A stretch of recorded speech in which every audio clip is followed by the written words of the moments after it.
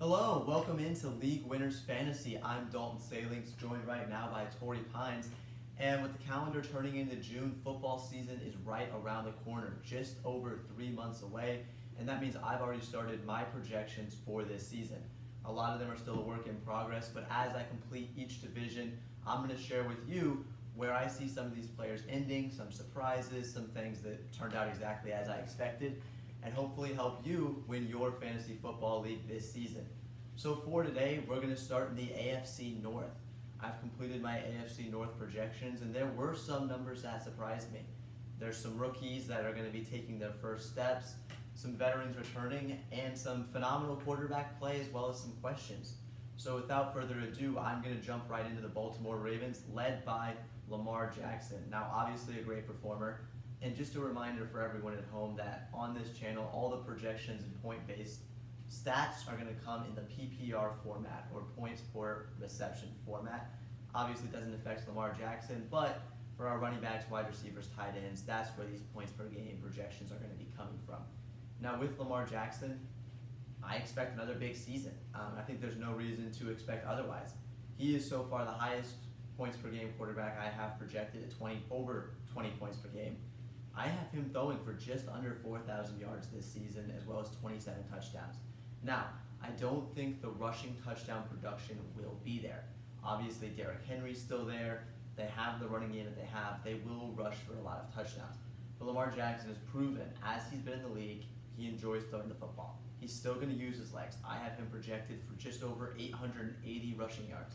So this isn't a panic alarm or anything. But I only have him projected for 4 rushing touchdowns. If that is the case, he may not come in as the QB 1 or 2. There are a lot of other guys with that rushing touchdown upside.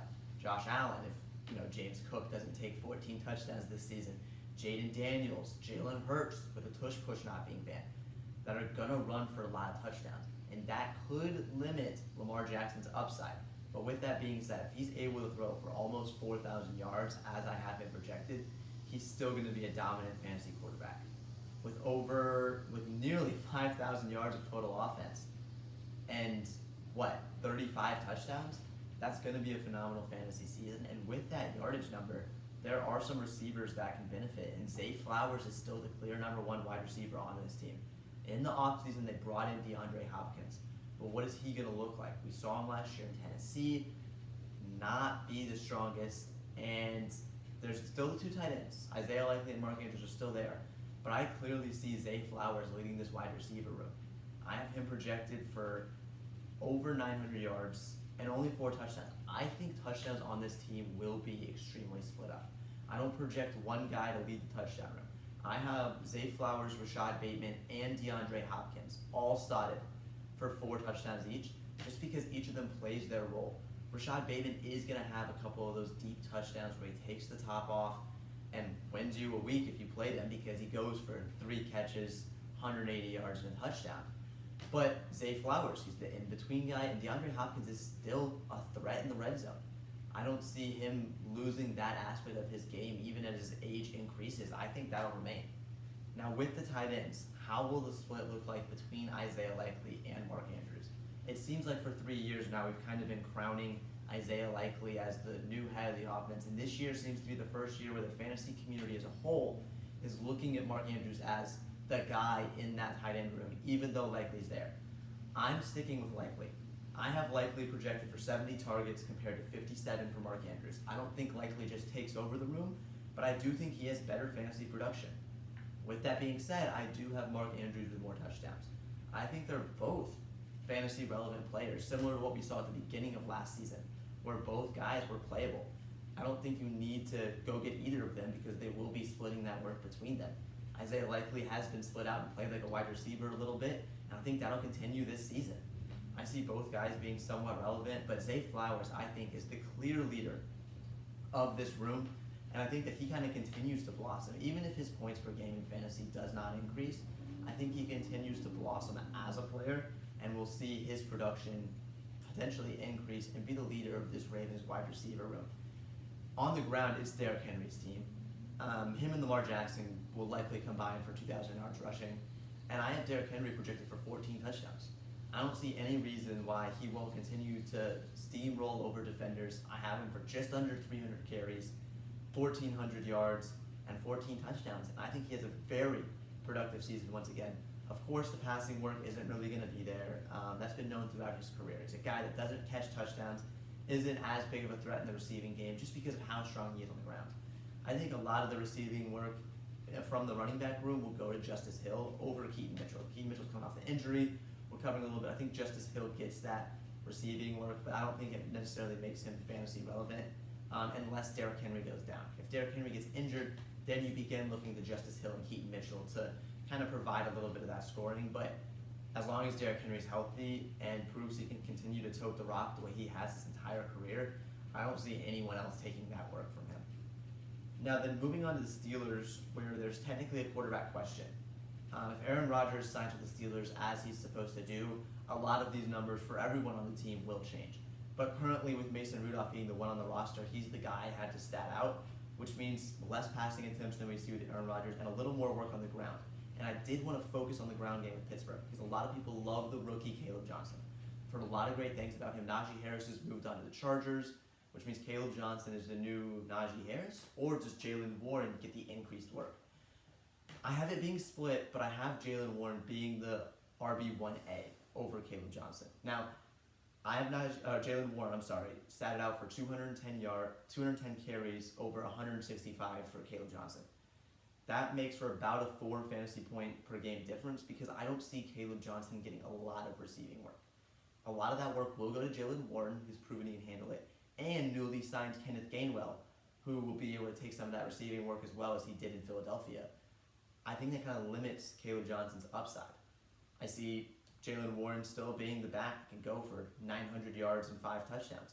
I have Caleb Johnson for 800 yards and 4 touchdowns, but just without the receiving work, I don't think he's going to have as much upside. And I could be fully wrong here. Caleb Johnson could come out in OTAs and camp and show himself as a receiving back and take some of that work. And as those reports come in, obviously my rankings would change. But currently, I see Jaylen Warren taking a majority of the work throughout the course of the season. I think specifically at the beginning of the season, he's going to get a lion's share of the work. Something I've seen a lot of people talk about is, these running backs that only have, one more year of guaranteed money or on the last year of their contract, and there's a rookie behind them. And a lot of people project that rookie to take over the work during the course of the season. They say, this rookie's the future. Caleb Johnson is absolutely the future of this team. He is going to be their running back for the foreseeable future, and I think he could do very well in that role in a Mike Tomlin-led offense. But with that being said, why would the Steelers not try and use Jaylen Warren while they have him? They know they have Caleb Johnson in their back pocket, but there's no reason to put 200 plus carries on his legs when you have another very capable back. Jaylen Warren is very capable and can get the job done. I have him projected for 4.5 yards a carry. I think he can have a good season, and I expect the Steelers to use him as such, even if they do plan on not bringing him back next season. In the wide receiver room, the Steelers traded George Pickens to the Cowboys during the offseason, which means DK Metcalf is the clear wide receiver 1. Now, with Mason Rudolph playing quarterback, I don't have them projected for as many touchdowns as they may with Aaron Rodgers. So currently I have DK Metcalf projected for over 1,000 yards and 7 touchdowns, despite the fact he's been a very high volume touchdown scorer. There's just not a lot of confidence I have in Mason Rudolph. And my confidence in Aaron Rodgers might not be that much higher, but I know they're going to throw the ball more with Aaron Rodgers than they would with Mason Rudolph. With that being said, I have DK Metcalf, of the players we've talked about so far, with my highest projection in the wide receiver room. I think he's going to have a great season. He's the clear number 1. There's no JSN gnawing at his heels. The closest thing you'd have here is Roman Wilson, who's been getting a lot of positive reports out of camp this whole offseason. Roman Wilson has been receiving positive reports, and I have him projected for a decent season. 35 catches, 530 yards, 3 touchdowns, at about over 6 fantasy points per game. Not a guy you're going to be playing in PPR, but a name to keep an eye on, because as camp goes on, he could very easily develop into the clear wide receiver 2 in Pittsburgh, and that could be a good role to have just in your back pocket as a potential flex option into your draft player.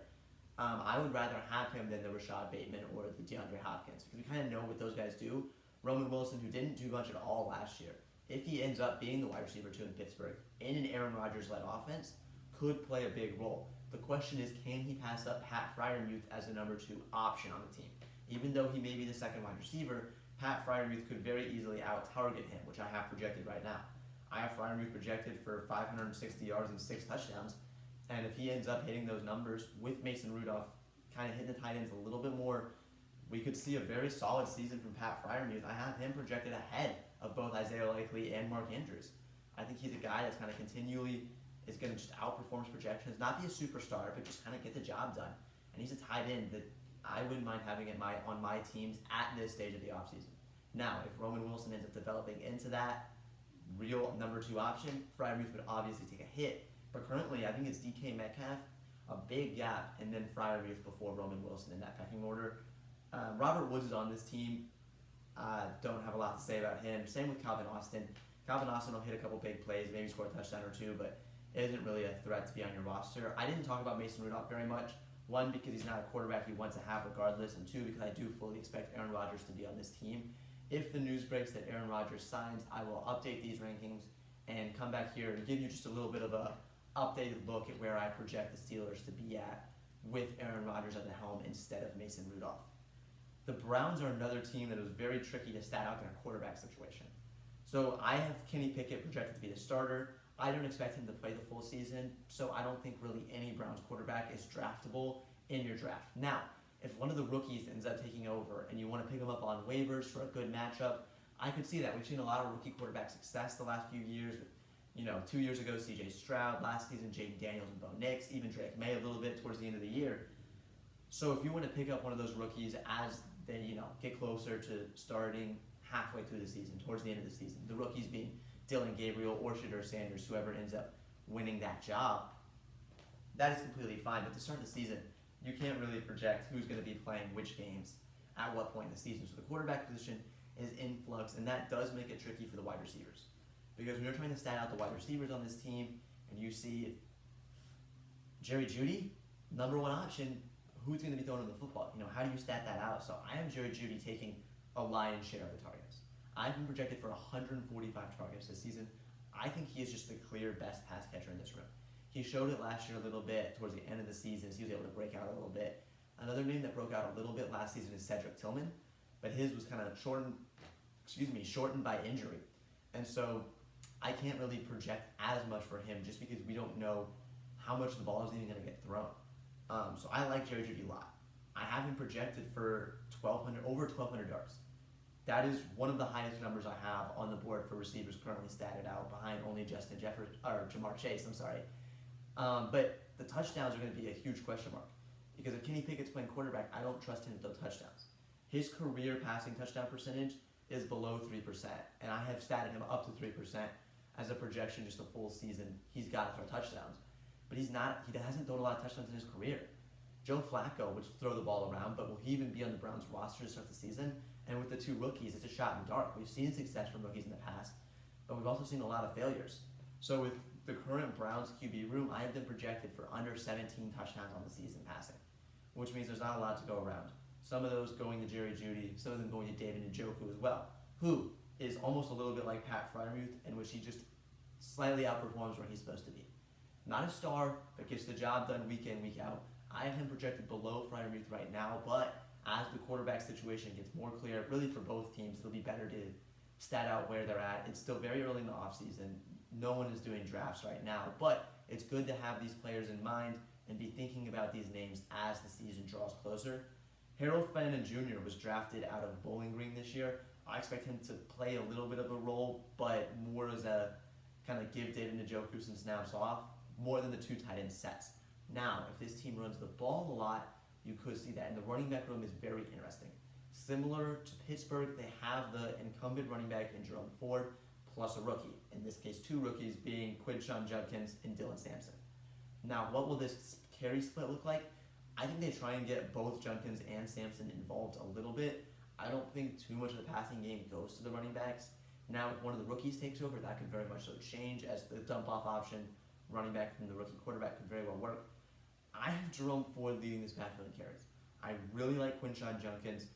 I'm very okay on Dylan Sampson, but I think the Browns kind of try and run Jerome Ford into the ground, similar to what I was saying with Pittsburgh. Why not run the older running back you're not going to bring back into the ground? I'd see them giving 168 carries to Ford, 120 to Judkins, and then 73 to Sampson. And I think that It's going to come down to who scores the touchdowns, and right now I have the touchdowns going to Judkins.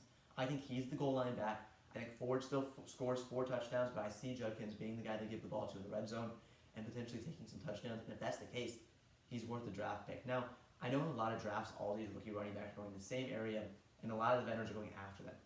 I would still rather have Ford and Warren over Judkins and Caleb Johnson. Just because if we get through the first couple weeks, I expect those guys to be getting the lion's share of the carries early in the season. And their value could increase exponentially while the rookies aren't getting a lot of work, and their trade value from the veterans could be there to improve your team with one of the rookies who's going to pick up over the course of the season. That's just my take, but if you took the rookies and said, hey, I have their, they're going to be my RB2, my RB3, I have a stud like Barkley, McCaffrey, Henry, Derrick Henry, for whoever it is, I just need this guy to be my end of season push. I trust my team. I totally understand that and wouldn't blame you at all, because I think as the season goes along, these guys will pick up carries. Now, I mentioned Cedric Tillman briefly. I have him projected for 75 targets, a couple touchdowns, 500 yards, similar to Roman Wilson, a guy that as the offseason goes on, the quarterback situation clears up, we could see those projections increase. We could see them be having chemistry with whatever the quarterback is. And Judy might not get the 145 targets I have him projected for with a fully healthy Cedric Tillman, but I just think he's such a clear top option. Deontay Johnson's on this team, but he hasn't shown up to OTAs and has struggled the last couple of years, as I'm sure most of you are aware. He has been an absolute roller coaster. And David Bell is still on this team as well, but another guy that will just take a couple targets, maybe steal a touchdown or two, but that's kind of the extent of that. Now, the last team in this division is probably the most exciting team. It's the Cincinnati Bengals. Offensively, this team is just going to be a blast. Joe Burrow, I have him, he was one of the top passers last year. That is unquestionably true. I have him projected for over 4,700 yards and 35 touchdowns. I think it's very realistic numbers for him. I think he could be a non-running quarterback that you're more than happy to have on your team. He's going to put up massive numbers, and he has the receiving options to do it. Now, the question here, my main question here, is what does the third pass-catching option look like on this team? Jamar Chase and T. Higgins, we know who they are, and I have them both statted for huge seasons. 165 targets to Chase, 139 targets to Higgins, combining for over 20 touchdowns and over 2,500 yards. I have Chase being, so far, my number one projected wide receiver at almost 20 fantasy points a game, with 1,400 yards, 13 touchdowns, and almost 115 catches. T. Higgins not too far behind with 91 catches for 1,100 yards and 9 touchdowns. Who else is on this team that's going to catch passes? Is this going to be Andre Iosava's season? Is he going to be the guy that steps up? I don't believe it. Is Jermaine Burton going to get more involved? I don't see it. And in the tight ends, you have Mike Gesicki and Drew Sample. Gesicki's a good player, but is he going to do more than 70 targets? I don't know if I believe he will. It's really Chase and Higgins' team, and until defenses prove they can stop these two guys, I'm going to continue to stat them out as high as I do. Chase is, I think, going to be in conversations for the first overall pick in fantasy, and I don't blame it. It's a great player on a great offense with a great quarterback. Now, the running game, I have Chase Brown being the guy, and he's actually my second highest projected running back I've statted so far. I have him around 12 fantasy points a game, and that's just because I think he's going to get most of the touches. Zach Moss isn't going to take a lot of carries from him. I think Chase Brown can get targets out of the backfield. I have Joe Burrow throwing the ball 640 times. There's enough targets for Chase Brown to still get his with Jamar Chase and T. Higgins taking that lion's share. I think Chase Brown has a good season, but I don't fully trust him just in terms of his yards per carry and things of that nature. I'm statted for just over 4 yards a carry, 6 rushing touchdowns, but how much is this team going to be running the ball? A lot of the run game for the Bengals will be setting up the pass, and I just don't know if Chase Brown's going to get enough work to be an RB1. I think he'll be an RB2. I think he'll be an RB2 you're happy with all season long. He's going to be very consistent, have similar production the whole season, but that's kind of the extent of what it is. I don't think he has that upside that some of the other running backs we'll get to later as we go through the season, as we go through the different divisions, will have. And so for that reason, I have him as probably going to be an RB2. But as the projections come out, he may end up being higher than that for me, but that's just where I see it going. And then, yeah, if you can get Jamar Chase, and T. Higgins could potentially go under the radar, coming off of an injury last year, being the wide receiver 2 on his team. Sometimes those guys slip a little bit. That's a guy I would absolutely be targeting because his target's going to be even higher than I have them projected if Chase is getting double teamed or people trying to take him away because of the production he put up last season. I want to thank everybody for coming out to this first episode of the season of the League Winners Fantasy Show. And best of luck this year as our fantasy minds begin to turn.